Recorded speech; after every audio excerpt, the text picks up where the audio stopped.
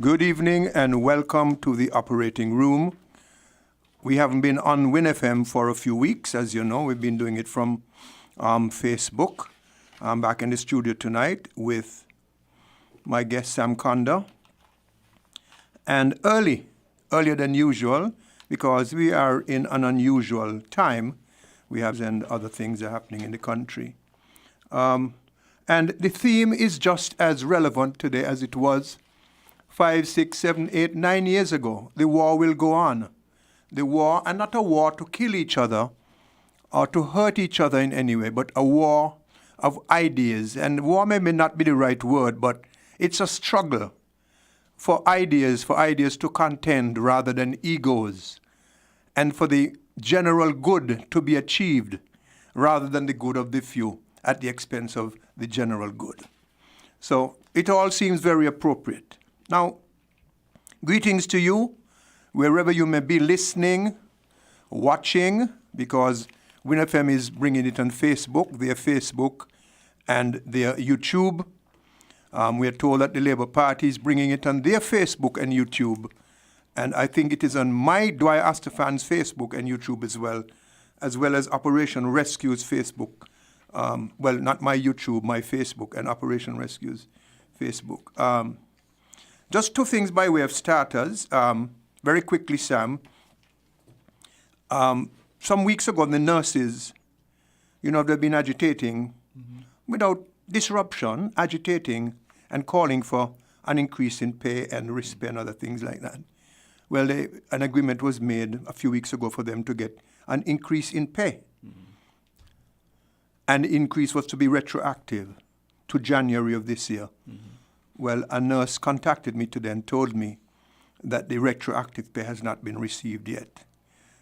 I told her, well, it's election time. You might get it in time for the election. But they want to get their pay. Also, somebody told me, somebody who is in the entertainment business and the arts and culture, said that Dr. Harris, the Prime Minister, announced last night that he will create a Ministry of Arts and Entertainment if elected. The person says, really? And they dropped the performing arts course at CFB when they got in. They dropped the performing arts course, but they now want to say that they're going to set up a Ministry of Arts and Entertainment. Well, my friend who sent this to me, a lot of things happen at election time. This is why they call it the silly season. And politicians tend to say things that they believe people would like to hear. And more importantly, things that they think people would like to believe. And then, of course, the hopes get dashed. And I think this is one of the reasons we are here tonight. So we're in the middle of an election, and not just any election, but a very unique one, different one, because we have the COVID pandemic going on, although it is said that St. Kitts and Nevis is COVID-free. Doesn't mean we must drop our guard. And of course, there are the arguments about the continuing severity of the restrictions and how it could affect the election and maybe the democratic processes in the election, and were there motives behind superimposing these restrictions at an election time, especially given that the administration wanted it for 12 months and then 6. So people are asking legitimate questions and expressing legitimate concern that while you don't want everybody to do as it was before because we can't, why this muscular approach? Why this muscular approach? Okay, so we are in uncharted waters, guys, and we have to be watchful and peaceful as the politicians make their cases, and we, the people, observe, analyze, and then make our choices on election day. We have to try to do it clinically and soberly. Think for yourselves, but think of others. The theme of Operation Rescue has been consistent through the ages and appearing more and more true and relevant today. And the mantra, think for yourselves, think of others, just as relevant today. We haven't changed. We have been consistent and constant as the Northern Star. We've just been reflecting change around us and reacting. As I said, We're very grateful to have you guys here with us. Sam will be here next week, Tuesday as well, God Spare Life. And we have much to discuss, especially Sam has a lot to discuss. Well, the country, Dwyer. Yes, but you, of course, the country has a lot to discuss. We are part of the discussion. But I think the country wants to hear what you have to say, Sam. Well, I'm grateful that the country thinks that I have a contribution to make, and I am, honored that I am able to do so. Well, last week, Sam Condor, who is sitting in front of me, my good friend, Sam, as he's known to everybody affectionately, and even those who don't love him, which number in the very, very small minority, he announced last week his resignation from the government, his endorsement of Dr. Jeffrey Hanley, the Labour Party candidate in St. Christopher 1 East Bastille, which is where Sam lives and votes. And he also announced his support for the Labour Party in the upcoming elections, just 10 days from today. I think, and I'm sure you think, it's important that Sam speaks with you to explain himself and his reasons for doing what he has done, and that is what he has been doing since last week. But I think tonight and next Tuesday, if you will, the major platforms from which he will say what he has to say. Not that others are being diminished in any way, but he has the run of the next 2 hours pretty much, and I will be here playing second fiddle behind him and trying to make two. So that's why we're here tonight, basically for Sam to have his chance to express his views. So Sam, without any further ado, I want to welcome you to Operating Room. I think this is your first time here? No, man. You've been here before? Yes, several times. Chalk that up to senility on my part. So, welcome back. Thank you. Now, Sam, maybe you want to say hi to the folks before we get into the meated issue. Good evening, fellow citizens, ladies and gentlemen, all here in St. Kitts and Nevis and those in the diaspora. I'm particularly pleased. I want to thank you, Dwyer, for inviting me to be part of this important discussion at this time in our history. I think this is extremely important that all of us discuss, dialogue, debate the issues that are affecting our country at this time. And I am particularly pleased to be able to do so. Dwyer, I am reminded, and I want to say right at the beginning, I want a quotation from Haile Selassie, who said, and I quote, "Throughout history, it has been the inaction of those who could have acted, the indifference of those who should have known better, the silence of the voices of justice when it mattered most, that has made it possible for evil to triumph."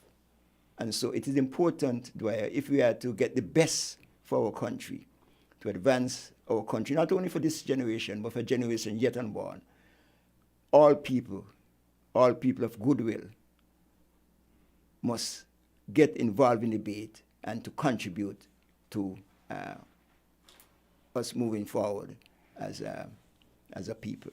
Speaking of which, you told me some time ago about either a text message, and this might be a good point of departure for the discussion. Mm-hmm. You told me some time ago, and again more recently, of a text message you got right after the last election from somebody, and messages you got over the last couple of days from the same person. Maybe that would be a good point from which to launch this discussion tonight. Do you think? Yes, I think so. Proceed. Dwyer, 2 days, maybe not 2 days. Well, 2 days, I think, it was after the election. Election was on the 16th of February. So I got this message 2 days later, about the 18th, from a friend of mine who was abroad and still is abroad. And it says,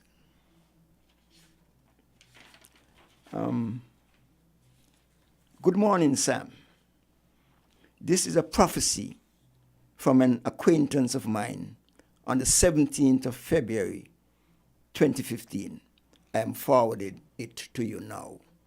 17th of February said the election was on the 16th. Right. And the person sent this on the 15th.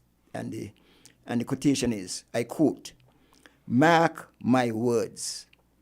Timothy Harris is greedy, selfish, and far worse than Denzel Douglas. True colors will soon show, and St. Kitts Nevis will regret this comedic change," end of quote. And I found that really interesting. And I'm sure you're aware that I usually take note and take these quotations, hoping that one day when I do my memoirs and or write something and so on, I'll be able to have this collection, and so I save it. In fact, I was discussing with the person just the other day and told her that I still have this quotation, and she said, "So you kept that quotation for 5 years?" I said, "Yes, that is, part of my style," and so on. And so this was somebody a friend of mine sending this quotation to me 2 days after the election, and said that she got this. And it was really shocking, because I was wondering if, all the work that I did was seen as a comedic change, when I know, I felt that it was, the right thing to do, and not just an impulsive decision. It was a decision that I came upon after years of agonizing discussion, debating about the way forward for our country. You would know, Dwyer, that I was born into the Labour Party. I'm a Labour man at heart, and the values and traditions of the Labour Party, I hold dear to them. But I find that we had made a departure away from those traditional values and beliefs and ideas. And I thought, after long, serious agonizing, and I want the country to know, and I think it's about time I said this, I put this on the record, because people think it was just a flippant, off the cuff kind of decision. It wasn't.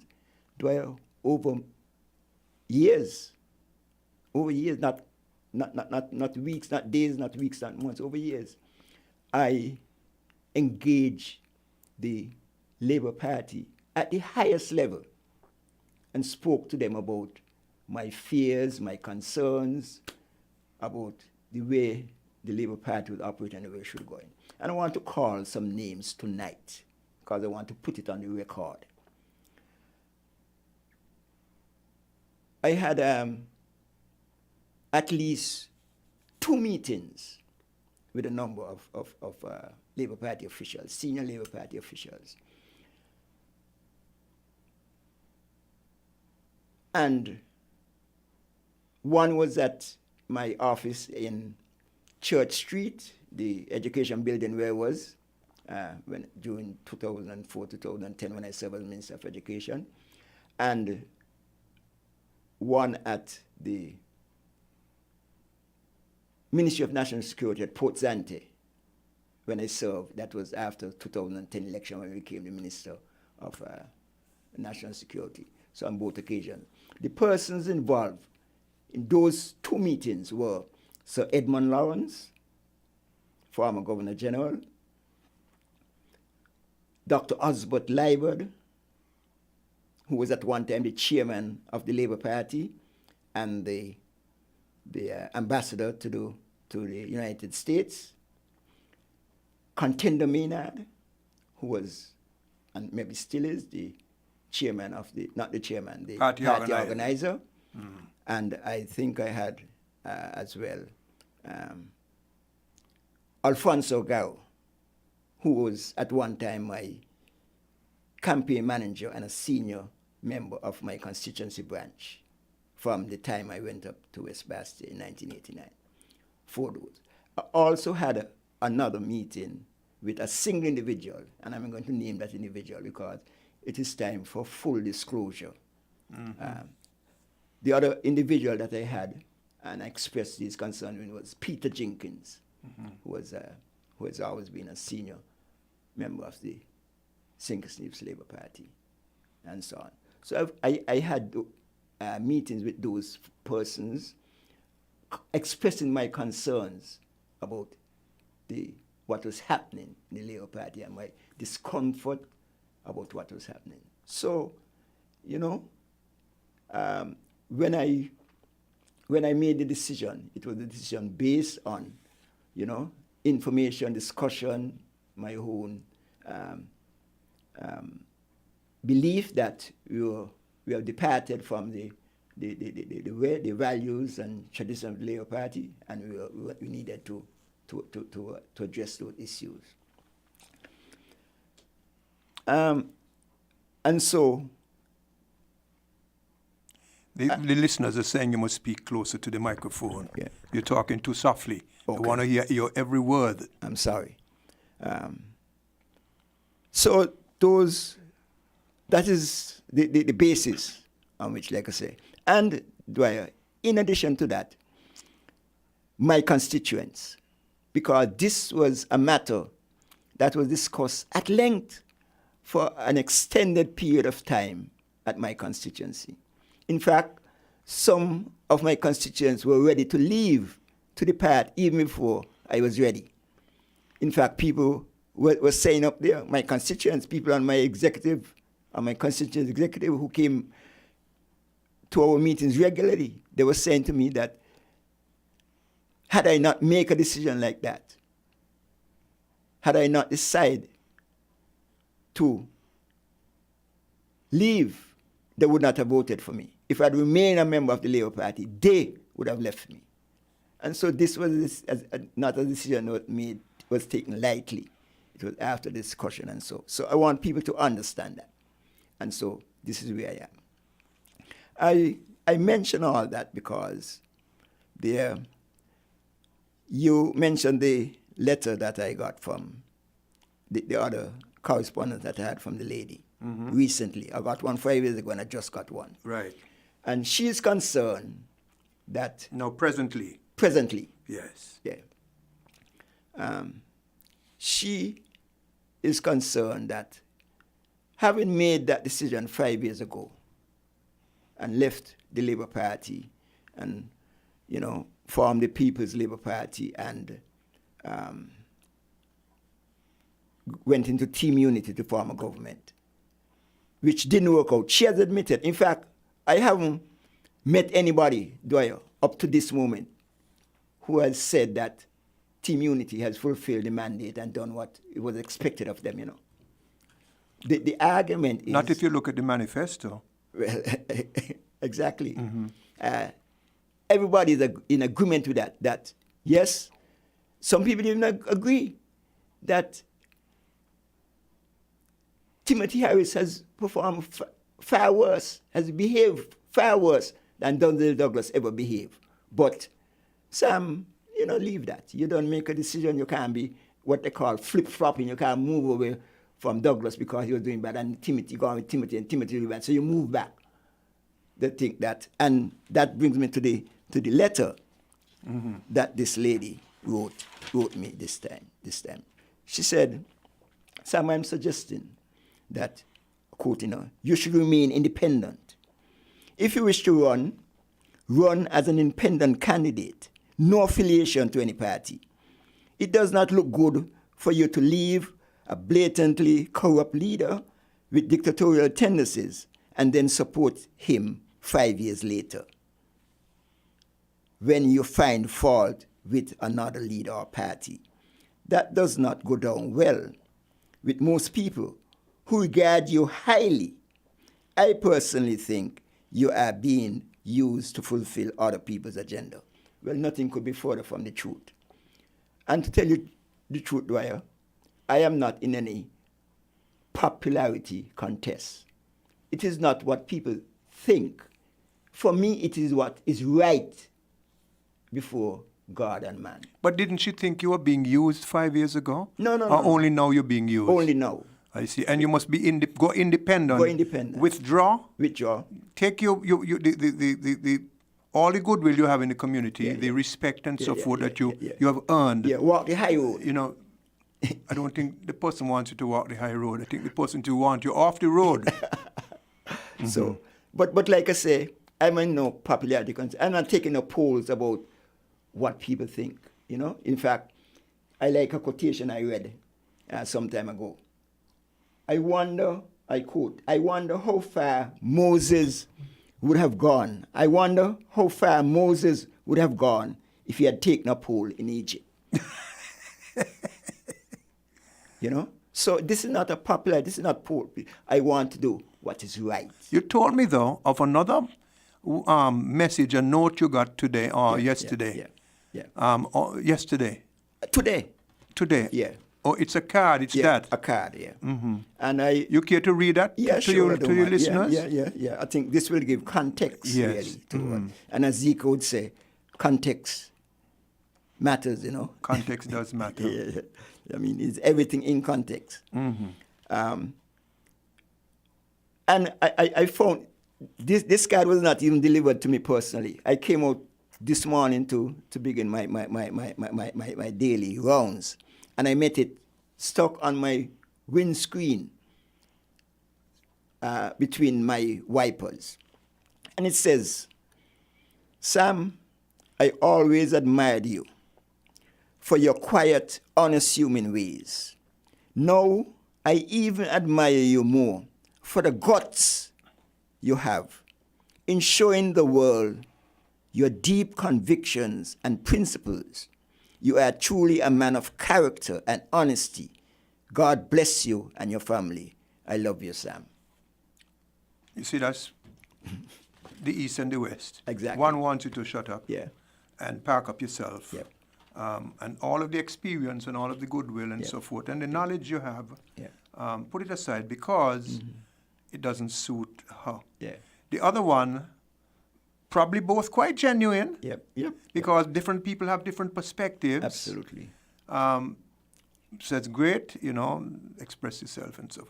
I want to ask you though, are you finished with this point? Because I want to go on to the next one. Yep. And I think the people would like to know and need to know. Yeah. Because, like I said, Dwyer, this is done out of no selfish motives, no selfish ambition. It is purely because what I believe is right for the people of the country. That's what I do this for. Well, I'll ask you this very quickly, and we could come back to it later, because I want to go on to the next question. But people have been accusing yourself and others and myself of doing what we're doing and saying what we're saying because we didn't get what we wanted. Yeah. I have said in this studio, on this program, time and again, it is true, I didn't get what I wanted. What I wanted was good governance. Absolutely. That is what I Absolutely. and many people, and we will find out next week, Friday, after the count comes in, how many people exactly voted for a change 5 years ago towards good governance, the good governance agenda, which was promised and held at the highest point in the whole narrative of the election, good governance agenda. We will see how many people voted for that and will have become disappointed in not seeing that come to fruition. But I want, and I'm sure it's the same with you. That's what you're not getting what you asked for. Yes, because you were ensconced. You were the ambassador to the United Nations. You had been the deputy prime minister. People seem to forget the history, the things that projects from their own mind as to why they would be happy or unhappy. So let me just, before you go on, Dwyer, for completeness, because they were saying what you want, and I think, in a sense, Zika dealt with it yesterday, right? Because the thing that they said I wanted was the Governor General, and so I just want to briefly put this behind me. I don't think it will ever go behind you, because that's a good thing for people to use. And so they say I wanted the Governor General, because people think about you the same way they think of themselves. They project. Yeah. And so I never wanted anything. I was saying during the election campaign that there's a divinity that shapes my destiny. And so wherever it is God wants me to be, that's where he will lead me. And I believe God wanted me to be at the United Nations, and that's where he leads me. The Governor General thing, like Zika said, and I want to go through that quickly, it was something that was raised by, God bless his soul, the former Governor General, Sir Cuthbert Sebastian, who drove up by my house. I was home, called me out of my house and said, you know, Sam, I think you did an excellent job. I think what we see here is as a result of your, involvement and so on. And I think a wonderful way to crown you had lost the seat, one way to crown your political career is to be the Governor General. I was flattered and just really blown out that anybody could think that I could be the Governor General. I had mentioned it here as well without having known that and without having discussed it with you. Yeah. But then somebody who is a senior person in the PAM arrangement said to me, well, he's too fresh off the political trail. And I took the point and that was it. But nobody had ever discussed it. Like Zika said, it was just an honor, that this little boy from McKnight to the alley could, whose Springfield was my playfield. I used to jump over the fence to go for my ball when we kicked them over there, when we knocked them over there playing cricket and football. But now here was this little boy who occupied Springfield playfield, was able to walk through the gates or drive through the gates as the Governor General. That for me was an honor. And once that thought had gone through my mind, that was the end of it. And I know that I was led to the United Nations, United States of America, for a special place, special reason, by God. Well, let's go back before we come forward. I want to ask you the next question. We're still going back. Why did you leave the Douglas administration? Dwyer, like I said, it was for many reasons. But mainly, it was basically the Eastern Senators bill. There were other reasons, like, for example, when he wanted to place people in my ministry in Dubai, well, in Washington, and then open the office in Dubai, and all those reasons. There were reasons and so on. But like I said, the straw that broke the camel back was the increase in Senators' bill. And let me tell you how this came about. It came about when we had the land for debt swap, right? And that, for me, knowing my own involvement in the, and in the land acquisition and how important the land is, because Dwyer, the land acquisition is, the Labour Party who has built this country. That Land Acquisition Act was probably the single most important act by the Labour government to transform the social structure of our country. Because the Land Acquisition Act was an act of taking the land, acquiring the land from the landowners to give to the landless people, to allow us to gather intergenerational wealth. You were able to buy land, build houses, made will, leave it to future generations. Before that, you couldn't do that.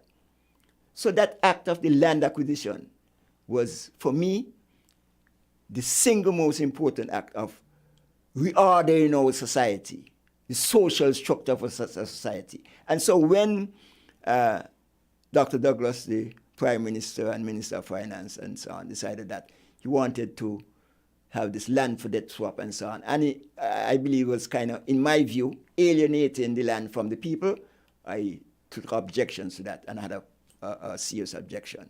And when it went to Parliament, I spoke out against it. Dr. Harris, the Prime Minister now, and myself spoke about it. We had serious problems with it. Dr. Douglas, in a discussion with him, several discussions with him, he said to me, Sam, this is the best way of dealing with the problems we have. He said, I've discussed it in the Ministry of Finance, I've discussed it with the wider regional and international people, and they have advised that this is the way. I tell him, I do not agree with you.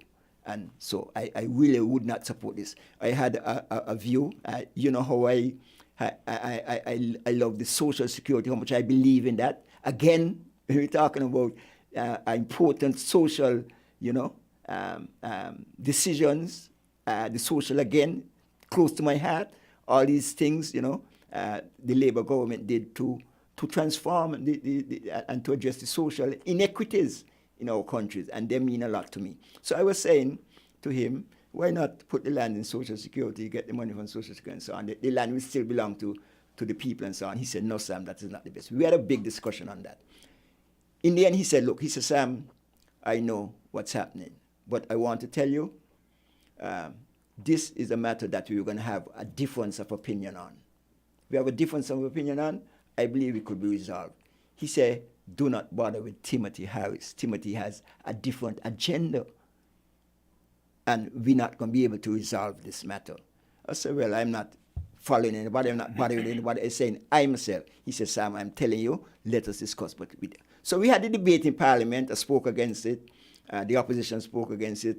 Timothy spoke against it. But we did not stay for the vote. I did not stay. I think I had a function with the Taiwanese embassy, and so I left to go. I don't know where Tim went, but I don't think he was there either. So none of us voted on the bill. And so Douglas was a bit scared about losing further parliamentary support and vote in the future. And so he decided he's going to increase the number of senators in Parliament, to make sure he could guarantee his voting support in the future. I think that's the reason why he bring that bill. And I thought that was fundamentally undemocratic. You can't undermine the elected members by bringing a non-elected member and altering the whole structure of Parliament because you are afraid that you could lose your right to vote. That is against any democratic principles, and I was against that. Which is something also Team Unity promised they would rectify exactly in their manifesto. Absolutely. Okay. And so I felt so strongly about it. In fact, on the adjournment, the speaker shut me up, but on the adjournment, I rose to say to the speaker and to the Parliament that this is undemocratic and I am going to pursue this matter further. And in the end, I did pursue it further. And successfully. Successfully. I went to the High Court and won. The government appealed, and I won at the appeal court. And like I say, I did it, Timothy did not join me. He didn't prefer to join me on it. But I voted against the government. I took the government to court and voted against them while I was sitting on the bench because I felt strongly about it. And so then the Prime Minister and Dr. Douglas recognized that there were going to be conflicts going forward. We couldn't resolve these differences. And so he, in his wisdom or lack of wisdom, whatever, decided that the way to address this matter is that he was going to fire Timothy Harris. I think he still felt some hope in me, because like he said, we had differences of opinion which could be resolved. Timothy had a different agenda which could not be resolved. And so he decided that he will fire Timothy Harris. And so then it came a decision where I had to make a decision whether I will support Timothy. And you were there at the meeting, Dwyer. You were there at the meeting that we held. You mean the evening after he was fired? It wasn't Which the meeting? Evening after. The meeting. It was that meeting after he was fired. But it wasn't it wasn't the same evening. No. I think he was fired. It was the next day. No. He was fired on the 28th. Uh-huh. I think it's about 2 days later. Okay, I think the right. meeting was about the 30th. Mm-hmm. And it was at his home. You were there.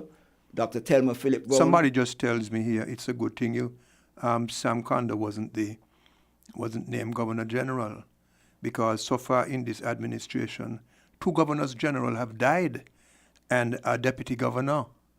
Sir Cuthbert, Sir Probin, and Mr. Eustace John. So one of your supporters said, thank God he wasn't the governor who might have been here tonight. Go ahead, Sam. Yeah, so then we had this meeting, Dwyer, 2 days later, like I say, you were there. Director was there. Director who is now the director of the Social Security. And Dwyer, I'm going to have a lot to say about that. Maybe not tonight, but in the future. Maybe next week. Yes. Let's get as much in as we could get tonight, though. Because, the Bible says yesterday is gone and tomorrow is not promised. Yeah. So, so you were there, director was there, Len Harris was there, Dr. Thelma Philip Brown, the ambassador to the United States, was there. Was Alexis there? Alexis was there. Alexis Yeah, was a yeah. major part of the Yes. thing. Alexis Nisbet was there. Mm-hmm. Lots Okay. of it was a good gathering. Clecton Philip was there, Right. and so on. And we began. So we at Tim's house? discussions. At his house. At Okay, Tim's house. good. That's where the meetings were usually held. Right. At Tim's house. And so, I remember. I think you was asking, well, where we go from here now? What happened? Timothy is no longer. Sam, what is you going to do? But to tell you, and again, full disclosure, when Timothy was fired, I spoke to a friend of mine, and a former ambassador as well of St. Kitts and Nevis, and I asked him, this is a serious thing. How you should think I should approach this matter? Should I resign in support of Timothy? He said, no, Sam, don't resign in support of Timothy. What I suggest to you is that you write a letter to the Prime Minister and you tell him that you disagree with this decision and he should give you reasons why you should not resign and try and engage him and see if you could think and so on. In fact, that is what I said the night. And I remember you saying, that is not satisfactory, Sam. That wouldn't help. Then Timothy said, the Prime Minister now, he said, the only response that will address this problem adequately and sufficiently is for Sam to resign. If Sam does not resign, we might as well shut up shop and go home. Everything is over if Sam doesn't resign. And I remember... No, wait. Yeah, go ahead, wait. Sam. Before I say that, before you come in, Dr. Thelma Philip Brown said, but Tim, you can't ask Sam to resign like that. Sam is a family man. You don't know his circumstances and his conditions. Sam probably have to discuss this with his family and so on and so on and so on. And I said, look, if this is what it takes to address this matter, we are here to address a serious matter. And if this is what it is, if my resignation is what will make the difference, I am prepared to resign. I said, Thelma, thank you for your consideration. I appreciate that. But I am prepared because I think we are in this together. And I will want to support this by offering my resignation. I don't know what you were going to say, Dwyer, but... Yeah, what Tim had said also was for you to resign in solidarity with him. Yep. To show your solidarity with him. Right. And on reflection, it revolves around him. And I'll tell you a very quick little story. A resident of and voter in Constituency 8 told me 2 days ago that she voted for Team Unity the last time. She voted for Eugene Hamilton. This time she's voting for Dr. Drew. And one of Timothy's persons went to her home early in the morning, recently, a few days ago, and asked her if she was going to vote for Eugene. I said, well, let's come back, everything sort out and so forth. She said, no, I'm voting for Dr. Drew. And he told her, that's what she said to me, if you can't vote for Eugene, don't vote at all. Do me a favor. Don't vote for Drew. Now, it's the same message and the same mentality. Timothy saying 5 years ago, Sam, you resign in solidarity with me.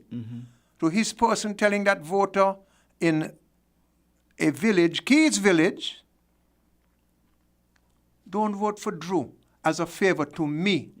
So what about a favor to her and her conscience and her family? I just started put that and put it in, as Zico likes to say, context. So you resigned. Yep. And then what happened? We began to see how we could address the issue of the general elections, how we will contest. And so we began, and we thought that in the first instance that we will contest independently. So I will contest in number 3 as an independent candidate. Timothy will contest in number 7 as an independent candidate. And that was an arrangement we would make with the People's Action Movement. They would allow us to contest in the constituency that we were holding, and they will contest in all the others. And so we decided that we will go along independent. But after several polls, the polls revealed that independent candidates don't do well.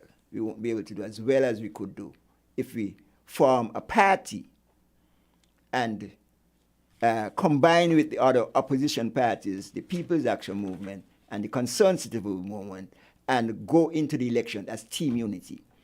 The polls were saying that that was our best chance. And so we had to, well, not we had to, but we decided that we will form the People's Labour Party.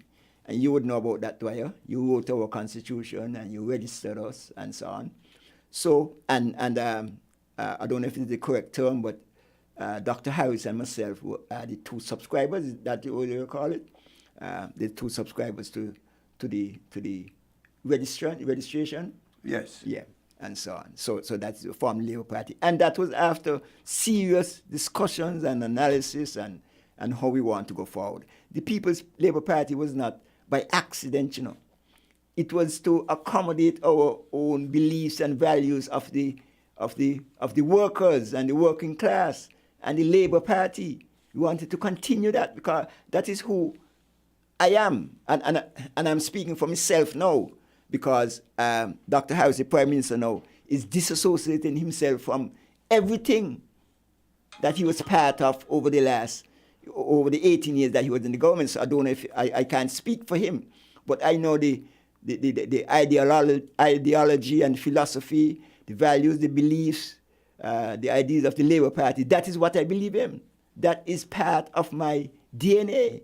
And so that is what I was interested in. And so the People's Labour Party, after serious a lot of names we had, serious discussion, we'd say People's Labour Party. Most correctly, because we want to continue along that traditional line. And so that thing. Then we had, in terms of getting the structure, we said, well, Tim will be the leader. I will be the deputy leader. That was the thing. We have to, back to big things. So we said we want a chairman. We said, boy, who's available as a chairman? Tim. And look now, all these offices. Oh, and Quash was the secretary. I think that was Clecton, yeah, was the secretary. Mm-hmm. And then we said we want a chairman, we want a deputy chairman, we want a treasurer, and all of that. And I was left to recruit everybody because nobody wanted to be associated with Timothy. In fact, Timothy came, he said, Sam, I think Douglas Watley will be a good chairman, Ask him. I had to go and ask Douglas Watley. I called Douglas Watley. I think he was overseas. I wonder if he was overseas. And I tried to get him. And Douglas said, "Why, Sam? I really don't prefer to be part of this thing." I said, "Dougie, this is a matter that is, serious for us. We want to address this problem. We think you have the capacity and the organizational skill and so on." He said, "Boy, Sam, I really don't prefer that. I really don't want to be part of anything with Timothy and so on." But in the end, I convinced him, and he agreed. We wanted a treasurer. He asked me to ask Nelma to be a treasurer. I said, "Boy, Nelma has never occupied that kind of role." Nelma has been our secretary in the branch for all these years. He said, man, just ask her, man. She will, because we couldn't get anybody. We wanted Alex, but Alex couldn't do it for whatever reason. And we wanted several other people who couldn't do it. I think we wanted Claudette at one time. She couldn't do that either. For Okay, let's I don't want to get into too much of those details, though. Okay. Because. But I just want to say how the party was structured and how it formed. And basically that's how it formed. The party was important. You got the people. I got the people. You got and the party was important in terms of the key people, chairman and so forth. And Dwyer, the history of the thing and how it go has to be understood. That this wasn't anything that was flippant and thing. This was careful consideration and discussion. I know. I was. That is what I got into. Right. Now, so you reach a point where PLP is now formed. Yeah. And the discussions begin with the CCM and the PAM and the relationships and so on. Things start to come together. Somebody's asking if you put your phones on silent or vibrate because it's coming through. So you have these things happening, and the PLP is now formed, and you are coming up to the elections. And so, elections require funds. Yep. So tell us about the fundraising and how that went. Yeah, okay, the fundraising, I am not a big fundraiser. I've never been, In the past, you would know you were part of the Labour Party, and, most of the fundraising was done by the Prime Minister, then the leader of the Labour Party, Dr. Douglas, and so on. And so we were never ever part of big fundraising activities. And so I wasn't part of it. But on this occasion, there are certain people who approached me. I didn't approach them, who approached me about assisting us. One person came and he said, Sam, I know you have somebody I met when I was Minister of Foreign Affairs and so on, people who I knew, said, I know you are leaving, you're breaking with the Labour Party and you want to set up your own thing. I'd like to assist you guys and so on. But I'd like you to introduce me to the leader because I would like to, give this money to the leader. And say, okay, I'll introduce it to the leader and so on.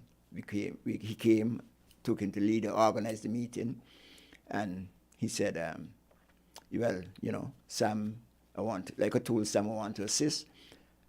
He said, but I'm a businessman and I will, assist the government as well because, that's how we do. We are assisting people in finance.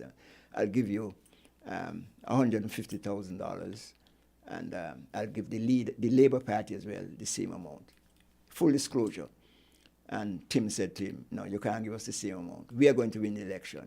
And if you're going to work with us, you have to give us more than they give. So he said, okay, I'll give you 200,000. And so the thing. And you would know. That's U.S. money. U.S., 200,000 U.S. dollars. US money. And you're aware because it is your account that the money, the first $100,000 came through. Not my personal account. No, your trust account. My trust account. Yeah. And you. Let that be clear. Yeah. And you delivered on that. The money came in the trust account and you told us it was there and you made it available. Absolutely. For the campaign. All of it. Yeah.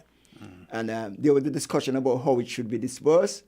And Timothy wasn't happy with the way we wanted to disburse it. And so he gave instructions to the donor that he does not want the second $100,000 to come to your account. And so we up to now, I still don't know about that second $100,000, even though the donor told me that it was delivered. So that $100,000 I don't know. There were other donors who said that they would only donate if I was going to be leading the outfit, the team. Didn't you go on a trip to Canada and speak with a potential donor? Yeah, I did as well. I went to Canada. How did that go? Again, the donor was trying to persuade me that I should be leading the thing because he didn't had any respect and trust in Dr. Harris. But he said if I would lead Now, it, the donor in Canada is somebody who has business interests in St. Kitts? yeah. Or had? Have. Okay. He has businesses. Yeah. And so he said, but then I persuade him, that this is important. You can tell the listeners what he told you, or literally, verbatim, or in a general sense. Well, he said basically in the meeting, and it was a meeting between four of us. The donor was there, the donor and his relative, and Dr. Harris and myself. We were there. Hold on a sec, Sam. Quint, somebody in overseas is saying they're not hearing us too clearly. I don't know if it's their problem over at the other end. Okay, all right. Go ahead, Sam. Yeah. He was saying that, he said to us, he said, look, the four of us in the room, and he said, I really don't want to contribute anything. And in St. Kitts this happened. I wouldn't contribute anything. I don't trust Dr. Harris.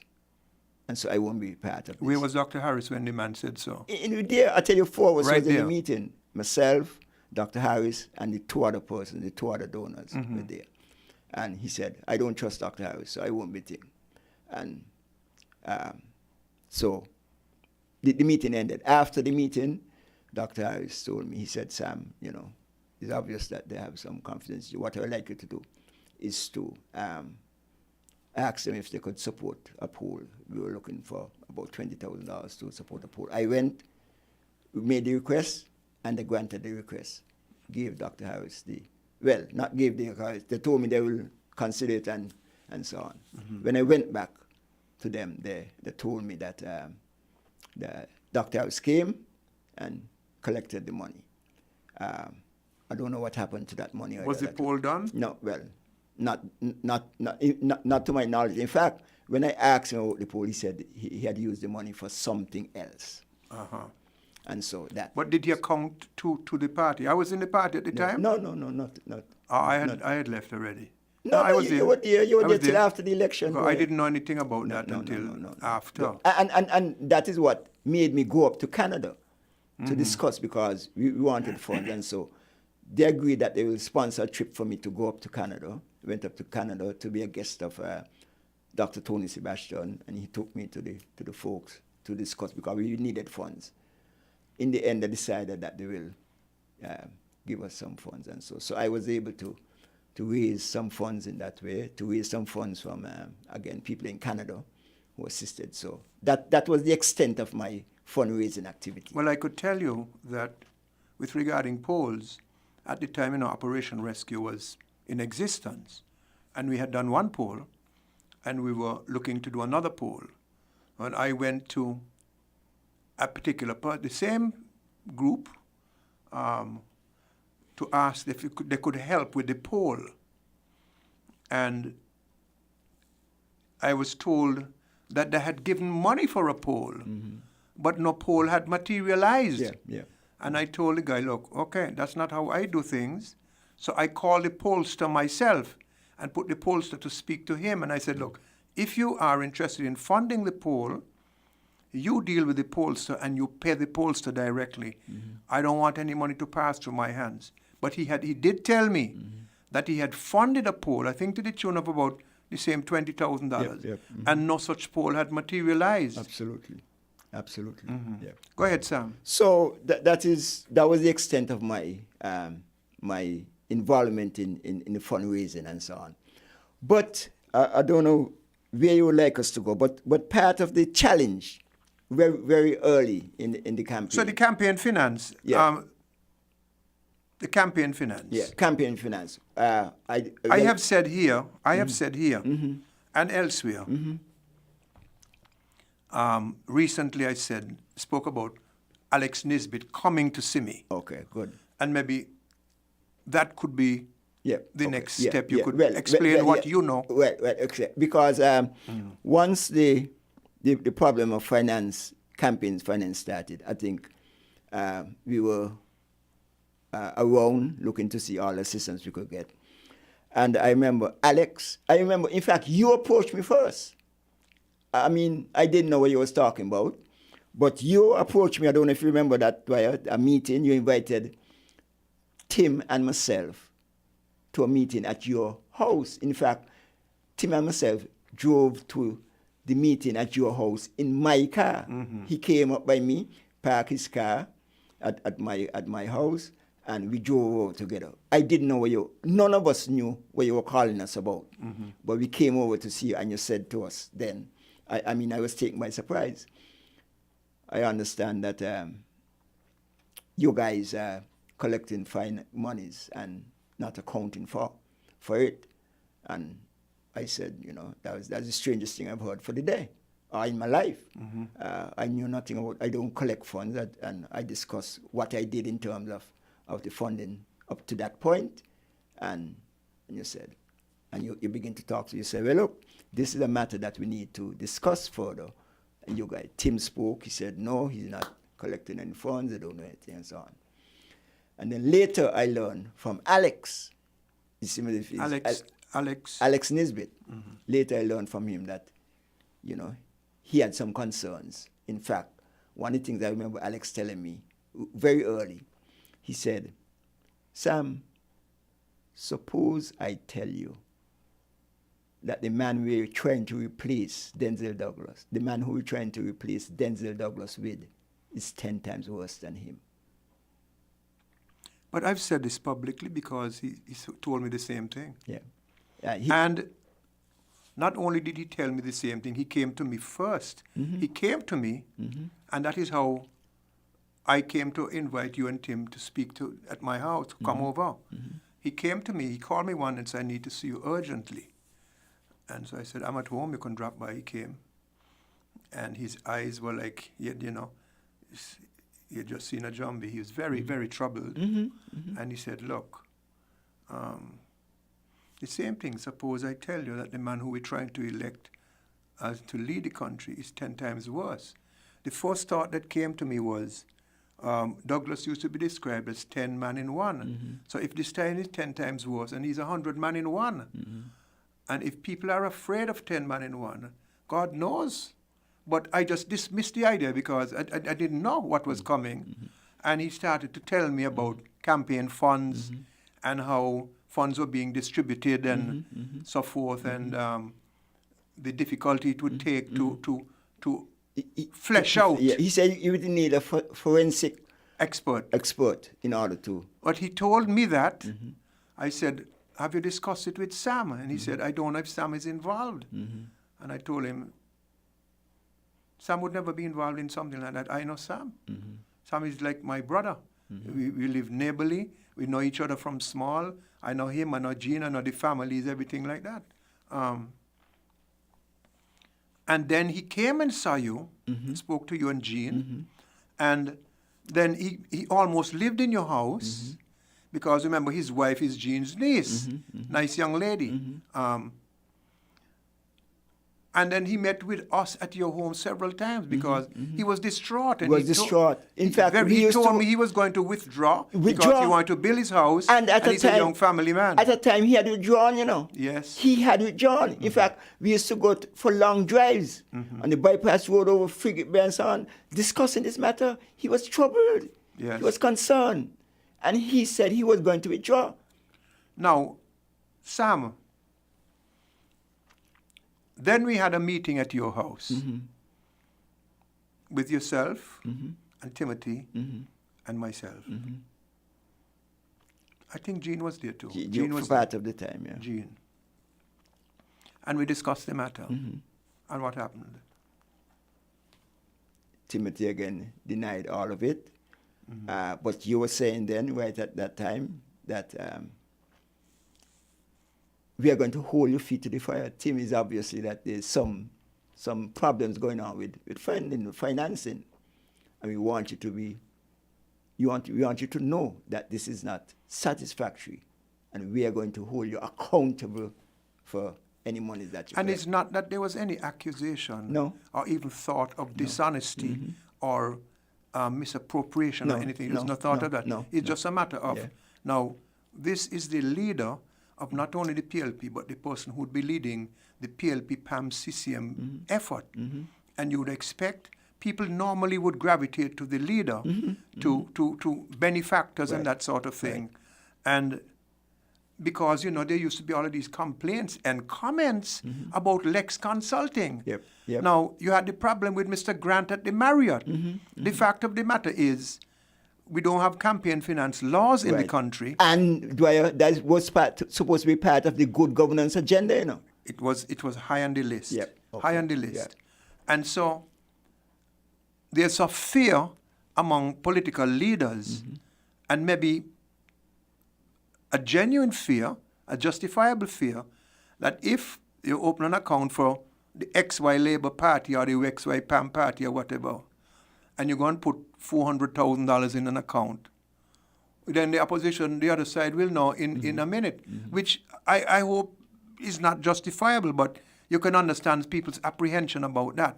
It was just a matter of positioning the whole effort so that at least the leaders of the various political interest groups would have a sense of what is there, who are the benefactors to help, because that's how it works. And so I don't go to John Smith to say, look, we would like, if you can assist with the election or whatever. And he said, well, Sam don't come. Because people were being told that. Absolutely. You see? So it kind of, and let me tell you this, maybe now is a good time to insert this. As recently as 2 days ago, Sunday, the 24th of May, 2020, at least 3 unity candidates, all PAM candidates, complained to persons that in the height of the election, as part of the coalition sitting in government, they're trying to get money and can't get money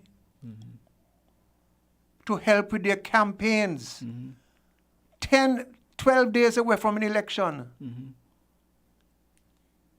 Lindsey Grant, Sean Richards, and Eugene Hamilton, bawling that they cannot get any money to help them complete their mission. In the meantime, the fellow up in number 1 is giving away $100 vouchers to go to Rams. And I understand a lot of largesse is being expressed in number 3 as well. I don't know if they're spending in 6, but I mean, those 3 guys, from the accounts that I am getting and the sources I have are very good. Balling for money now, the same thing as, by the way, how much money did you get in the campaign 5 years ago? Just before I answer that, Dwyer, I don't know if you'd see the Harris Again bus. The Harris Again bus has now included a keel on it and patches on it. So it squares with what you're saying, that the campaign financing, the funding is being spent on those 3 constituencies. I not only saw the bus, but I saw the driver of the bus. And it has something in the front. F. You saw the bad word on the shirt of the driver? No. And he's going around the island, he's going around in the shirt, and I mean, I didn't know that was allowed. But so, how much did you get in the campaign in 2015? 2015, from the cause? From I got nothing from the central thing. All the money that I was able to use in my campaign, I had to raise it myself. People gave me personally. Didn't somebody say he brought $10,000 for you from outside? That's, Dwyer, and let me tell you something. That's the most egregious thing that I considered happened to me in the campaign. I was not even so much concerned about other monies. But Craig took it. And this was... Speak closer to the mic. Somebody's saying they can't hear you good. And somebody from Antigua can't hear you guys very well. Quint says we're okay here. No, call on, Quint. I am telling them what you're saying. The problem is not on our side. Some of you maybe have your listening in phones and maybe have a little problem in your phone. But everything in the studio is A-OK. So try your best. Thanks for listening. Go ahead, Sam. I was saying that the monies that I was able And people are saying, several people say you need to speak up, eh? Okay. So you better speak up, otherwise... All right. Yeah, Okay. Somebody calling from South Carolina said she hearing good. Okay. Thanks, darling. Okay. I was saying the funds that I got was that people, I got nothing out of the central pool of funds. In fact, well, I shouldn't say nothing. I got $2,000. And let me tell you how this $2,000 came about. There was a couple here who were here. They know. You got how much? $2,000. Don't laugh, Dwyer. What do you mean don't laugh? That's a joke, man. A joke you're making. $2,000. And let me tell you how. They were looking for Tim to give him this $2,000. They said, we have this for you. They couldn't find Tim. So they called me. They said, Sam, come and collect this money. I went by the home for it over at Frigate Bay. And they said, look, this isn't a lot of money, Sam. This is only $2,000, but it is what we could afford. And we want you to pass on this to Tim and for me. So I had the $2,000. Just as I settled down and so on, Tim came. He said, Sam, you have $2,000. I said, yeah, but I'm not giving you. Yeah, I'm not giving you. I'm going to keep this. And he just back out. So that's the only money I get. The other monies that I had is what I raised. But what about the campaign, the T-shirts and so? Well, tell us about that. Well, let me tell you about the T-shirts and so. When we wanted T-shirts for PLP, right, myself and Tim, we didn't have any money in the PLP account, and so you know, if you were in a court of law, well, you didn't have any in the PLP account. Okay, go ahead. We didn't have any money in the PLP account. Good, all right. So we wanted the shirts, and Tim volunteered. He said, "I will loan you all the money. I will loan PLP the money." He said, "It's his personal money. He will loan PLP the money." His personal money. His personal money. Oh, okay. So we got the money from him to PLP ordered these T-shirts we wanted for Constituency 3 and Constituency 7. And as soon as we got monies in the account, monies we got from people who donated, you remember, we went to Canada and raised some funds and all that. Yes. As soon as we got those money, Tim took back out the money that he loaned us to get the T-shirts. But I want to come specifically to this Craig Tuckett, because this, for me, was a conspiracy. Because we were asking... Before you get to Craig Tuckett, I want you to... Now, a meeting was called sometime after. Was it in the Prime Minister's office or the Attorney General's office? With regard to Alex Nisbet, what you said he had told you and what I said he had told me. Yeah. After they had won the election. That's after the election. But so I want to talk to Craig Tuckett first. Okay. Yeah, but I think it's important that you let the country know that you were called to a meeting and what transpired in that meeting concerning what you had been. You said you had been told, and what I said I had been told. Okay, so maybe I'll deal with that first, and if you prefer that. Yeah. You prefer me dealing with that first? Yeah, knock that out. Okay, so this is a matter about the campaign financing that we were dealing with. And so I was reporting that to, people in authority who I believe could help with it. And one of the persons I spoke to about it was the Attorney General. And so the Attorney General took it to the attention of the Prime Minister. And then there was this, what I call, conspiracy with Claudia Thompson, Alex, and others. Claudia Thompson invited me to a meeting. She said, Sam, the Prime Minister wants to have a meeting with us, I was under the impression that she said he wants to discuss the PLP account. She was the person who was, even though Nelma was the treasurer, Nelma never wrote one check. It was always Claudette. And looking back, I could see now the conspiracy that was taking place. So she said the Prime Minister liked us to meet in the thing, under the impression that I'm going down there to discuss PLP accounts and what happened, how the accounts went, and so on, to give an account to that. So I go on. When I went down, I met Claudette, Alex, Ham, What the guy hand name? Heston. Heston Ham. Because he was one of the persons who told me, about what was happening in terms of the funds and so on. In fact, Heston Ham, we arranged a meeting. Heston Ham and myself met in my office, my constituency office up in West Bastille, to give me a rundown on the monies that were being collected by Timothy Harris in terms of the campaign, which weren't accounted for. I had a meeting with him in my office. So I reached down in this office this afternoon, invited by Claudette. Say that again, because I think you said it a little fast. Okay, all Say right. that again, that part there. Which part you want to hear? With Ham. Ham. And you. Yeah. Ham, well, Alex told me. I didn't know about Ham. I didn't know him. The first time I met him is when... Somebody who was working with you. Yeah. Just sent me a message, said, and outside of the funds raised by Sam and Constituency 3, only $450 was placed on the PLP account by Tim for the entire campaign. Absolutely right. Absolutely right. Absolutely right. $450. $450. Okay. That was the extent of Tim's contribution to the PLP funds. Okay, go ahead with you and Sam. I mean Ham. Ham and Sam. Go ahead. Yes, so Alex told me that Ham could substantiate a number of these things he was telling us. He says, He told me that as well. Yeah. So he said, I will introduce you to Ham. He told me Ham was the man who was receiving the money and so forth. Yeah. So I said, well, I don't mind meeting Ham. I spoke to Ham. He gave me the number. He said, look, I will meet you in my constituency office on such and such a date at such and such a time. I went up in my constituency office. I up there waiting for Ham. After about an hour, and he couldn't find him. He didn't turn up. Just as I was about to leave, he turned up. I said, what happened, man? He said, boy, look, I was on my way, and I saw Len coming from the hospital, and I didn't want him to see me. I didn't want him to make any connection.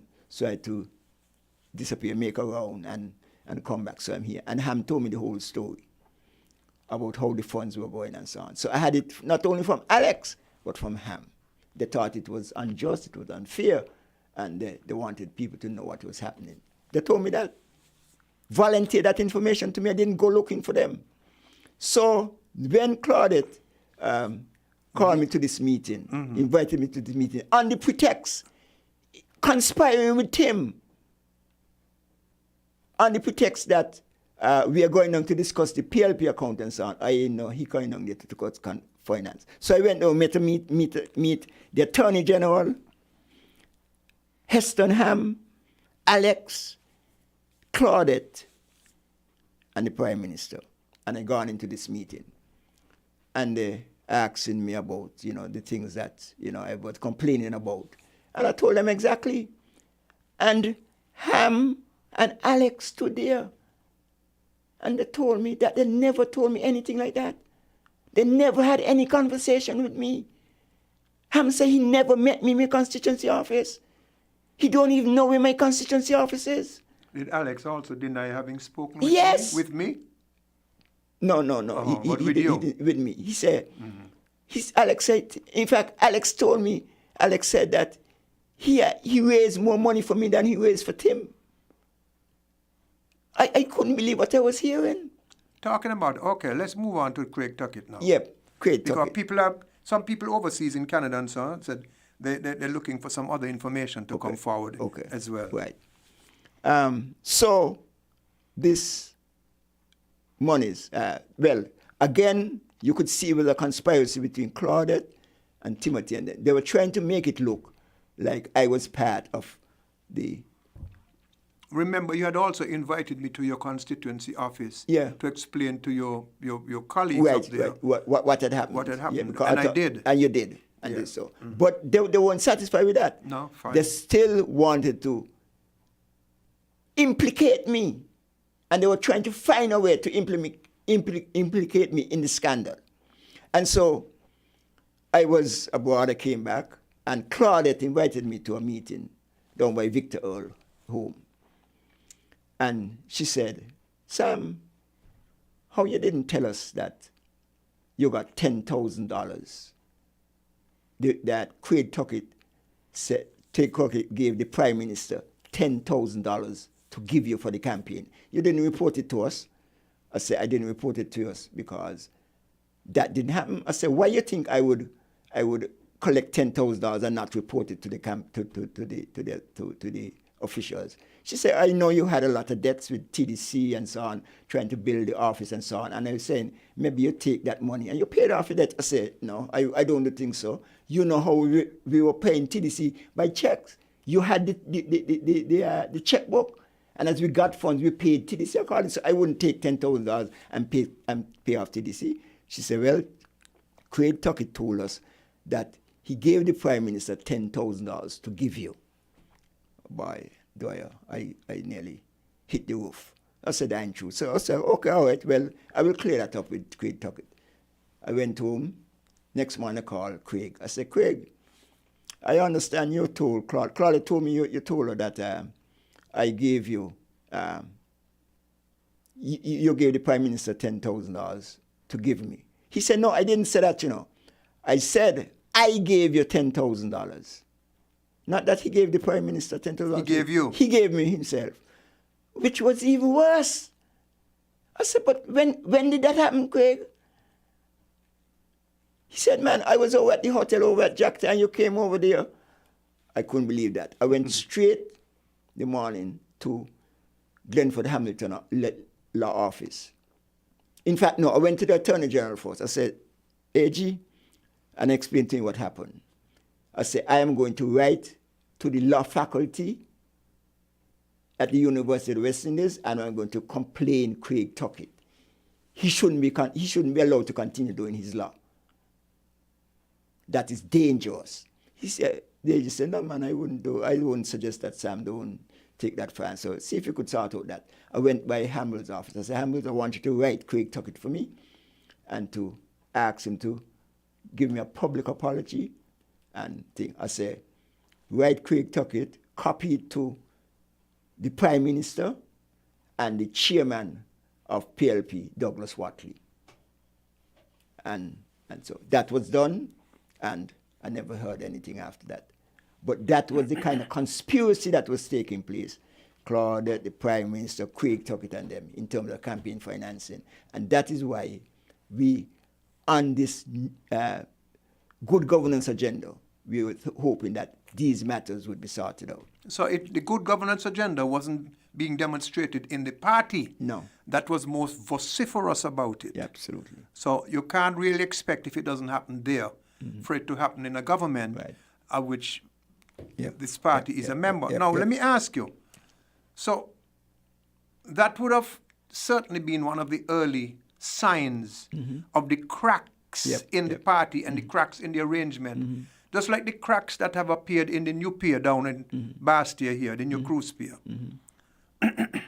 What is your think was the first, if that wasn't the first big crack in the in the confidence and the togetherness of the new setup, where would you rate the resignation of Franklin Brand, the Speaker of the House, as important in the scheme of things? Well, let me tell you before we go to Franklin Brand, because Dwyer, it is important to get this story correct, straight, right? And for completeness, I want to say, one of the first things happened, right, after the elections, is that when PLP met, we set up a committee that was supposed to investigate financing, the campaign financing.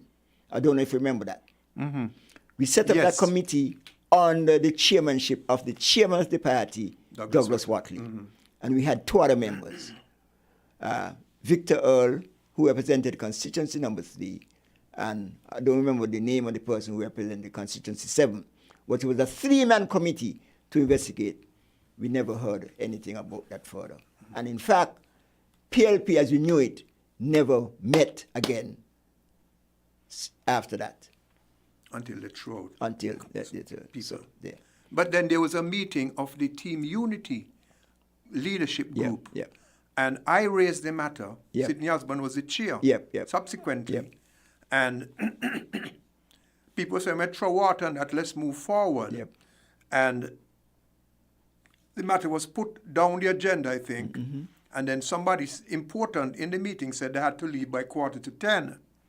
that night, That's the Prime Minister. the Prime Minister, Right. and you who wanted to speak on the issue weren't given a chance. No, the and meeting then closed. The next meeting was scheduled for a date Yeah. on which then you were going to be out of the island. country. So that was so never that matter discussed. was never discussed. ventilated and was thrown under the carpet. Under the carpet. And so 2 days ago, 3 PAM candidates are balling for money for an election again. yeah. Now, we're not accusing anybody of anything, but you see, if you complain about Lex Consulting, and not everybody can know about the funds that you collect, but there must be a core group of people for the purposes of transparency and accountability to know and have access to the funding for the common good of the group, not just hold it in the mind and heart of 1 or 2 persons. And that's the danger of it. Yep.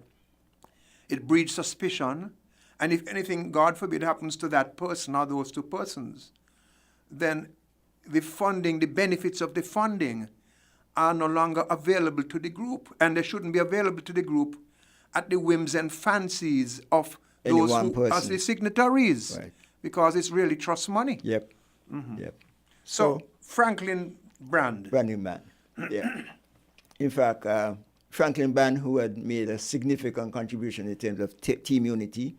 By the way, I want the listeners to know you can follow on Win YouTube too. You could go on YouTube for Win and listen and follow, and Facebook. And similarly for the Labour Party, YouTube and Facebook.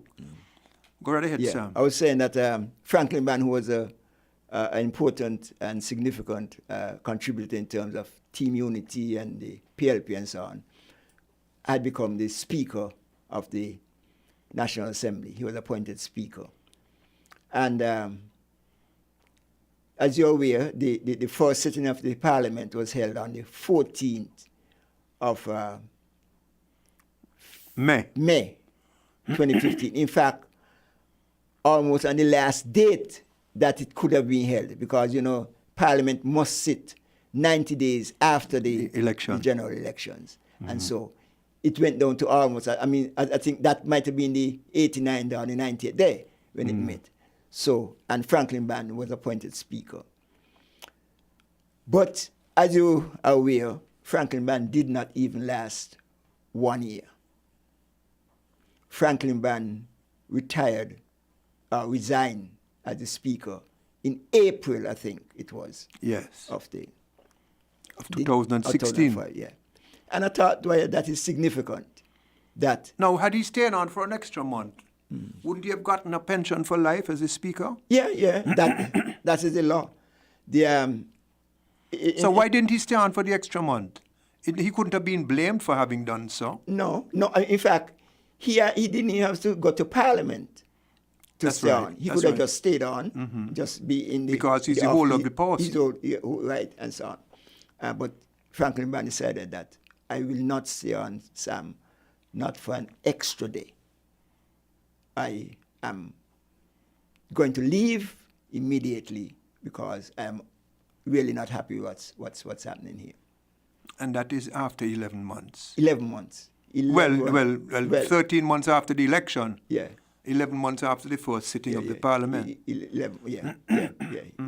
He was, in fact, it was more than 11 months. It was 11 months and maybe 2 weeks, because if he had stayed on an additional 2 weeks, he could have earned himself a pension for life. And he was prepared to sacrifice that rather than continuing to serve that. And I think that was essential. That was You think that was the spark that began the exodus, if you will? In a sense, because what happened there, Dwyer, and you're right, that is the spark, because everything went bad after that. Because once Franklin Brand resigned, there was a vacancy in Parliament. And just to show you, I think the public has to understand that in this, what we call unity government, there's no unity. It is what I call a motley crew. There's no coordination and collaboration, because once the Franklin Brand left, the deputy speaker was promoted to the speaker of the General Assembly, and so a seat as a senator became vacant. And I had said, this is where, you're right, this is the crux, really, of, you see people's intention, playing out. This is, I think, Dwyer, you really hit the nail on the head here. This is the crux. Because the senator position became vacant. After the election, and I decided that I was not going to take part in any electoral politics again, the constituency, team unity, the collaboration between PAM and PLP had decided that Samal will be the caretaker for the constituency. And so once the vacancy became there for a senator, I wrote to the Prime Minister to say that he should allow Samal Duggins to be the senator, to expose him, give him the exposure to Parliament and so on. We had nominated him, like I said, Team Unity in West Bastia. That is the combination between PLP and PAM. Had agreed that Sam, I will have a kind of overseer role, but Samuel will be the man who will be there and work in the constituency, cultivating the constituency. And we thought this was a good idea to make him the senator. Timothy unilaterally, Dwyer, put Akila Nisbet in the position, without any discussion with me, without anything at all, any dialogue, just unilaterally. And made a deputy leader of the party. That was the beginning. So you see, from then, that was the signal that people weren't really serious about what they were talking about. And Sam, let me make a side point with regard to Akila. I love Akila. She's a nice young lady. I love her too. Beautiful, very talented and so. But I think she's being thrown under the bus. I think so. Not only that, and she makes a decision. She's a big woman. She and her husband make the decisions. She was given a job at the port. Mm-hmm. A job that paid her, I am told, significantly more than she had been getting at the central bank. Mm-hmm. And the port job, I understand, was for financial sustenance, because the information that we get tells us that she's hardly there on the job. Mm-hmm. So you're using public money to pay people who are doing political work that suits your interest. Mm-hmm. And I don't think that is something that she really should have gotten herself entangled in, because she comes from people of, and she is, I respect Akila, mm-hmm. but I think she's a little bit overwhelmed by the situation, and maybe doesn't realize that she's being put in a very awkward situation, because you can't go get a job for $11,000, $12,000, $13,000 a month and not showing up to work. Well, I'm told, talking about that, you have people in the public service who have been campaigning for the incumbents, haven't shown up to work since March. Yep. I have heard that. Senior people. Senior since March? Yep. Anyway, go ahead with your point. So I was saying that was the beginning, Dwyer. And we could see, really, that was the turning point. We could see what people really, the intentions were. The intentions were never anything about running any good governance agenda and taking the country forward. In fact, I went to Sean, the Deputy Prime Minister, to speak to him on this issue. I said, Sean, look at what is happening. That is not right. That is going to be fracturing team unity. Sean told me, he said, Sam, that's a matter for PLP. I don't want to have anything to do with that. Sean told me he does not want to have anything to do with that matter. That is a matter for PLP. PLP must decide how they go do it. Who do you think has more influence in PAM, Sean or Tim? I mean, let's be frank. If Sean, who is the leader of PAM, and I respect Sean and I love Sean, it's nothing personal, but these are high-profile figures, public figures. If the leader of PAM, the former leader of PAM, and the man running in number 8, 3 people who are critical to this government, this administration retaining office, are complaining the way the 3 of them are complaining, it tells you that 1, when I say 5 is more than 20, 1 is more than 4. 1 seat for PLP has more power than the 4 seats. Yeah, yeah. Well, I call it 3 because Patches really is with Timothy. PLP, yeah, he's and the PAM people can't tell him anything. You know, and he tells them what he wants to tell Patches them. was a member of PLP, you know. Yeah, I understand that. Yeah, and yeah. they wanted him to run for PLP, and Yeah. PAM said no. Yeah. But if these guys are asking for money, can't get money, not getting help, they are those things never happened to us when we were running. No, never. They never happened to us. No, never. So PAM has been marginalized. Yeah. Now, you see, they said, when your neighbor house on fire, wet yours. When he's telling you that that's a PLP matter, Yeah. what's happening to them now? Yeah. And you see, They must have raised a lot of money, but where the money gone? Yeah. But it's gone up in. And you see, Dwyer, that is why I'm saying that this country does not deserve another 5 years of this government. We cannot build a country like the way we're operating. This is a motley crew. CCM has its own agenda. PAM has its own agenda. Timothy and Patches have their own agenda. Our agendas. Timothy has his. Patches has his. Patches has his own agenda. Timothy has his. They're not serious. I mean, I'm telling you this. This is 4 years ago, you know. Mm-hmm. When Sean is telling me that matter, a team unity government, you're bringing a serious issue about a senatorial appointment and going forward. And Sean is telling you, I have nothing to do with that. That's a PLP matter. I couldn't believe it. Couldn't believe it. Well, let me ask you now, Sam, talking about that. You think we could move on for a bit, and unless you have more points you want to raise on this particular topic? No, that's basically, I think we have covered on the that. good governance agenda. Yeah. Mm-hmm. I said recently, I was in Freedom Radio on Friday with you and Chesley Hamilton.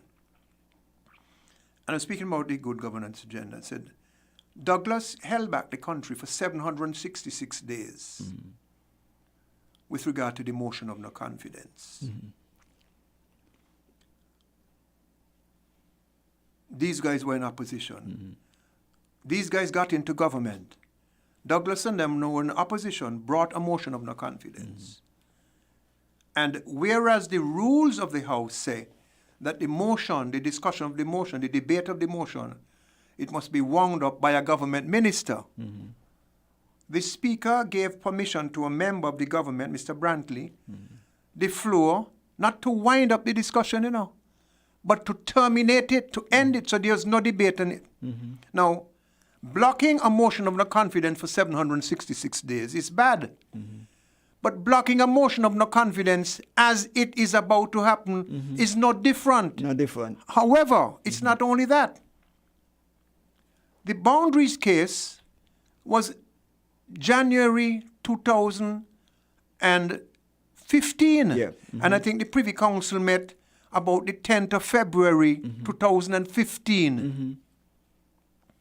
And injuncted against the new boundaries because of the proclamation. And again, all of that spun on your witness statement, Sam Condor's witness statement.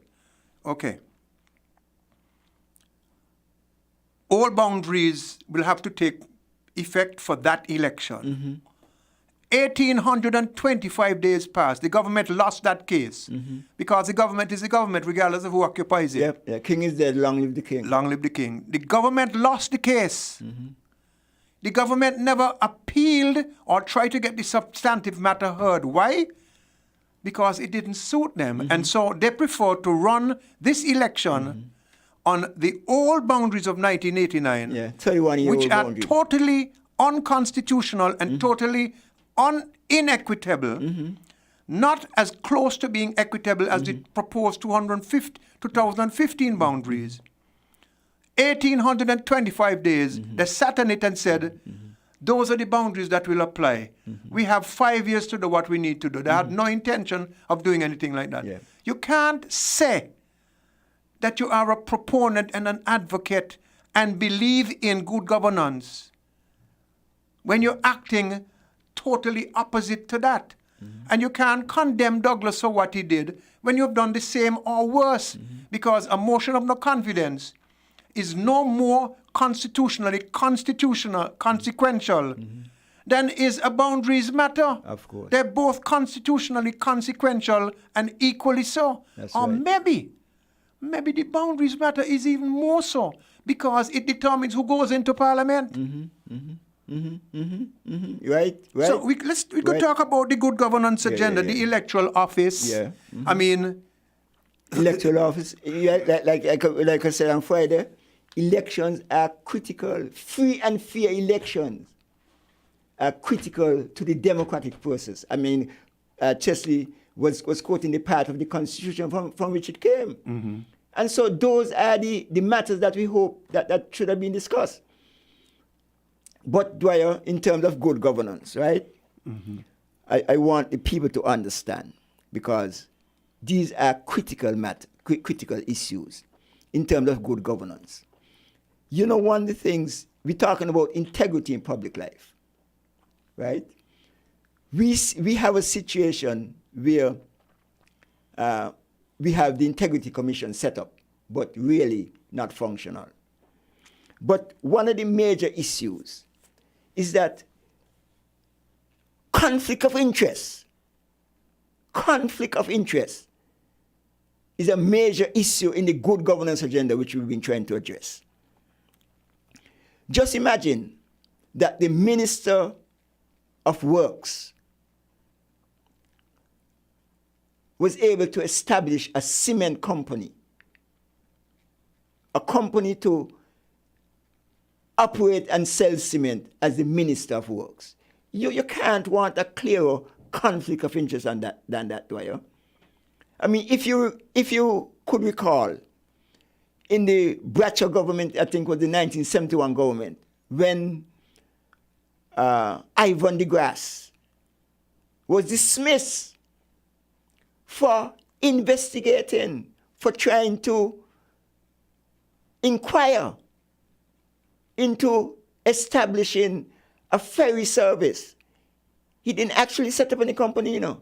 He just was, as I understand it, went abroad and was inquiring, was investigating the possibilities of getting an additional ferry service to operate between St. Kitts and Nevis. And he was dismissed for that. And here you having the Minister of Government, Minister of Works, Minister of Public Works, establishing a cement company, and nothing is being said about that.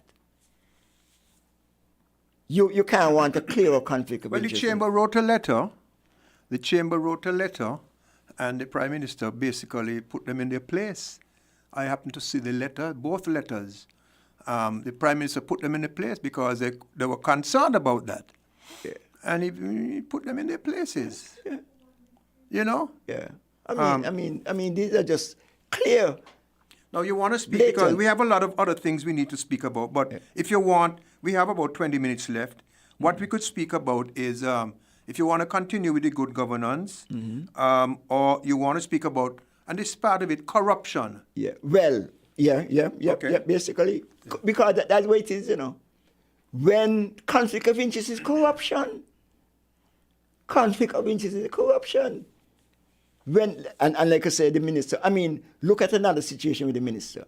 The minister come into office, and he decided that he's going to work on half a salary. I mean, where you hear that happening? The only time we have heard of anything like that is during the PAM administration under Michael Powell. A minister is working for half a salary. Do you think it is possible that some benefactor might have promised and followed up on the promise to provide him with the other half? But that is not part of a good governance agenda. No, I understand. I'm just asking questions as you go along. Go ahead. Well, I don't know what happens. I don't know what happened. I don't know how it come about. But it is improper for us to have a government minister deciding that he wants to only accept half his salary when we know that half a salary cannot maintain the standard of living and the lifestyle and make it What work. does it suggest to you? That it is being provided by other means. And knowing the individual, would you say that you wouldn't, you may not know 100%, but you have a sense that he might not be financially able to actually survive on half of a salary? But you are minister of government. You know what the salary is. Mm-hmm. You know, how could anybody survive on half of their salary? And why is the Prime Minister allowing that to happen? And in fact, they were trying to get an increase of salary just as they got in. Mm-hmm. You accepting half of your salary, of the salary that is being offered, and then you're still asking for the increase of salary? We are making a mock of this process, Dwyer.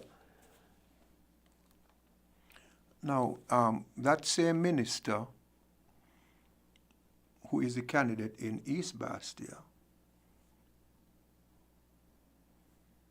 seems to have done very well for himself. Mm-hmm. He seems to have done very well for himself on half a salary. Yeah. And it would seem to me that there may be some genius there that, if used for the best interest of the country, would take more people out of the social safety net and put more people into their own personal wealth. Because if you can do so much with so little coming to yourself, and you're in a position of public trust, then you ought to use that skill, that genius, to enrich and empower the people who put you there. Dwyer. Because let me tell you, while I support helping people to fix their roofs, obviously, and helping people who are poor and need a top-up and so forth, mm-hmm. I am not in favor of perpetuating poverty. No. And these programs are designed to perpetuate people into mm-hmm. poverty, mm-hmm. so they could always be dependent mm-hmm. on you mm-hmm. and figure in their own minds, which is so wrong mm-hmm. and so unfortunate and so undignified, mm-hmm. that they need to depend on you, when mm-hmm. what you need to do is to put the machinery in place that would facilitate them being empowered, mm-hmm. so that you don't need such a broad social safety net, and those funds can be used for other developmental purposes for the same people. Mm-hmm. Yep. So the genius of not just surviving, but thriving on a half a salary is clearly not being shared, because the social safety net is expanding. Dwyer, there's no genius. And I think the country needs to get its act together. The country needs to understand, to expose these matters. We cannot continue like this if we are to improve our democracy, improve our good governance, and improve our way of advancing the progress and development of this country. These are the matters that are hampering us and hindering us. There's no genius. You know that is not possible. There's no genius about that. It is just that is wrong, and it must discontinue. Now look, and I'm going to ask him, not accuse him. I used to drive with this guy in his vehicle. We used to go walking every morning before the election. He had a big vehicle, SUV, seats torn and so forth. A big car, but not a vehicle that is well taken care of. And my guess was that he did not have funds. And, you know, all of us go through hardships. It's not a crime to be suffering. It's not a crime to be poor. You need to get yourself out of poverty and do so in an honorable and dignified way. Half a salary, then immediately a brand new Prada, which duty-free may be $160,000, $170,000. Where does the money come from? A massive upgrade of your home, which would maybe $700,000, $800,000. Where does the money come from on half a salary? not only that, but trips all over the place, Europe, first class on 1-hour flights between Berlin and Zurich or whatever the place. Hotels, $300 a night hotels are not good enough. It has to be $500, and in Europe, God knows how much more. So really living like princes of the people, but at the same time, the people's money, because you don't have to travel business class from here to Miami. You don't have to, as a regular minister. It's 2.5 hours flight, you know. And you don't have to stay in a $500 a night hotel room. You don't have to do it. Money could be used to help the hospital, help poor people, help fix the roof on the poorhouse, Sam. You know, help some of those people in Newtown get started in business and that sort of thing. And then on a half of a salary, you're doing so well for yourself. So why I'm saying that is maybe the guy possesses some genius that he could live on half a salary. Dwyer, there's no genius about it. And the country must... So how is he able to do that? I am asking. Yeah. He's able to do it because there are other means of compensating him for the salary that he's losing. And the country should not accept that. The country must not accept that. That is not proper. That is scandalous. Well, you know, and this is why freedom of information in legislation is important. So people can know, and procurements and contracts administration legislation is important, so that people can know how these contracts are given out. For example, sometimes you'll get a contract given out by the Ministry of Finance, doesn't go through Public Works. They print read a building down on Church Street there, and a guy from your former constituency is the contractor, I understand. Yeah. Strong support of theirs. I understand that I'm a ton load of money, and he's still going around with them. People getting all kind of heavy equipment contracts and all kind of things like that. People are getting contracts signed for things that are not even put out on bid, including major government projects. Yep. No. You know, so the thing of transparency, and absolutely. You see, when they say, I heard somebody say once, well, good governance means different things to different people. I want you all to understand, and I'm not accusing anybody of anything. We are putting these things to you all so you all could figure things out for yourselves, however you conclude it. Corruption costs a government more to operate. Let me give you an example. Suppose I am a minister and Sam is my buddy. He supplies goods. And I say, Sam, we need to get X amount of supplies every month for the health system or the education system. Give me a thing on a piece of paper just for me, not for the government yet. Let me see it. And he said, okay, it will cost $300,000 a month. I said, okay. Give me something for $400,000 a month. And we do a deal, and so he gets $400,000 a month instead of $3. So an extra $100,000 a month is $1.2 million a year. Sam turn around and give that to me or put it in an account for some consulting company I might have in the Cayman Islands or something like that. The cost to the taxpayers, and the small man can't get away from it, eh? The big man could get a tax holiday and so forth, or provide something for somebody. The small man can't do that. All you have is your vote.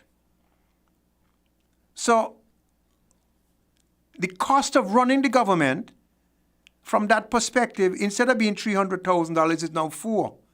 So it goes up by 33%, roughly. So if you say it costs you $800 million a year to run the government, and you have 30% of that is extra money in corruption, and you could remove that 30%, that's $240 million. So it now costs you $560 million a year to run the country.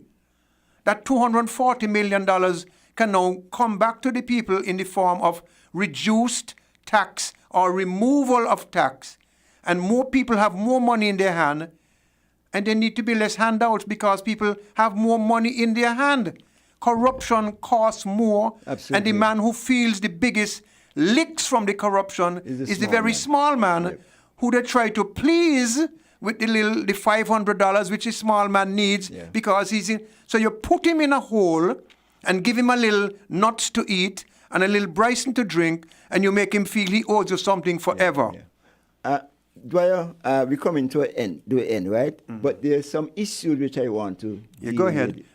with, which we have to continue next week. Next week, yeah. Yeah, because things like, for example, what's happening with the civil service. I mean, that was a major issue in the last election, the dysfunctionality of the civil service. The civil service has become more dysfunctional. We see more square pegs in round holes than ever before. We have a situation where 4 or 5 permanent secretaries home for over a year. Getting paid. Getting paid. And other people doing the work. Yeah. I mean, we have appointments in the civil service that are taking place where people are obviously not suitably qualified. That is part of making the civil services functional. You need a professional, efficient civil service to implement policies. And that is part of the good governance agenda we're talking about. There's a lot to talk about that. There's, for example, the board's appointment to boards. Who's done? Social Security is something that I want to take up probably next week. Social Security. And speaking of Social Security, I know we're running down out of time, but in December, I don't know if you know, Sam, Social Security loaned the Port Authority $81 million. I understand last week they added another 10 to that. Yeah. Okay? Yeah. They're going to have to find money or get into litigation with the contractors with regard to the cracks now that they've found in the new pier. Yeah. So it's expense upon expense upon expense. Can the companies, the entities in St. Kitts that have put money into that pier, what is going to happen? There is a guarantee, there's an insurance. What is going to happen? Because Social Security can't take any more licks than what it's been getting. And I think Social Security is not properly managed and administered. It is not. And it is a serious problem. That is trust fund, that is people's pension That's funds. the most important institution for the people of the country, especially the poor people of the country. That and the National Bank. Yeah. So we need to, you're coming to National Bank. Dwyer, it is 3 consecutive years and you would not know that the National Bank is having qualified accounting. Qualified accounts. 3 straight years. 3 straight years, unheard of. And you're going in there and what you do? What's the first thing you do? Raise the director fees. $6,000 a month. Director fees. And on the committees that they have, several committees, they get paid for that as well. I mean, Dwyer, what is happening? I mean, how could this country continue along these lines for another 5 years? Well, you see, the people who are put in power through the trust of the electoral process are obviously in a supermarket, self-serve, but no pay. You know, when you go to the supermarket, you pick up your stuff, not like the old-time shop on the counter and you pay and you get. You go and pick up. But in this case, you could walk out because you're running the game. Yeah. If you're a director of this institution or that. And again, we have to talk about boards next week. Boards next week. And we also have to talk about each constituency and how we think and whatever we think and so forth. And Dwyer, in fact, what has happened because with the IMF report, that's important. I mean, we have a situation where the Ernst & Young report. The Ernst & Young report, $1 billion. How much money the government has spent in legal fees. Exactly. And how the government has spent the money that was left there, $1 billion in the treasury, right? That was supposed to take care of IMF funds and that kind of thing. $1 billion in the SIDF. We haven't had the IMF report. What is happening? And we don't know about the SIDF either. We don't know anything about the SIDF. I don't think cabinet members know. And you see, this is what bothers me about the guys in PAM. Because they're supposed to go in there, they have the biggest group, and they're being treated like little boys with the greatest of respect. I mean, Timothy came and told me the morning when they were going to swear in the cabinet, swear in the ministers. He came to my house and he told me who were the cabinet appointments. And he told me. that Sean was pressing to be the Minister of Finance. And he told me that no way somebody like Sean could be no Minister of Finance in his government. Sean ain't up to it. And he gives Sean the Ministry of Education. Sean is a trained auditor. He was an internal auditor for TDC. He's the leader of the biggest party in the group, but not man enough, according to Tim, to be the Minister of Finance. And Sean lapped his tail around his leg and backed away from it with the greatest of respect. I mean, look at Hamilton. Hamilton said, this is the COVID-19, one of the greatest health problem we have ever. And the Minister of Health, Hamilton, has nothing to say about it. Well, he doesn't have much to say about anything to do with health. He's maybe only nominally the minister. I mean, how people could allow this? This cannot continue, Dwyer. Well, it will continue if they continue, because they have allowed themselves to be emasculated and eviscerated, disemboweled. It's like when you catch a fish and you gut it and clean it and everything come out.